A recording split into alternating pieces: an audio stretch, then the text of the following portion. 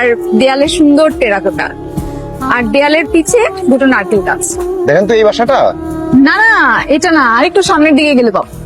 এভাবে বাসা খোঁজা যায়? আপনার কাছে অ্যাড্রেস নাই? আচ্ছা, আর একটু সামনে, হ্যাঁ, গেলেই আমরা পেয়ে যাবো। গেলেই পেয়ে যাব, গেলেই পেয়ে যাব, এই কথাই তো বলছেন ওঠার পর থেকে। গেলেই পেয়ে যাব, পাচ্ছেন না কেন? কারে চাইতেছেন? আমি একটু আঙ্কেলের সাথে দেখা করতে আসছিলাম। আঙ্কেলের সাথে? আচ্ছা, আসুন ভিতরে আসুন।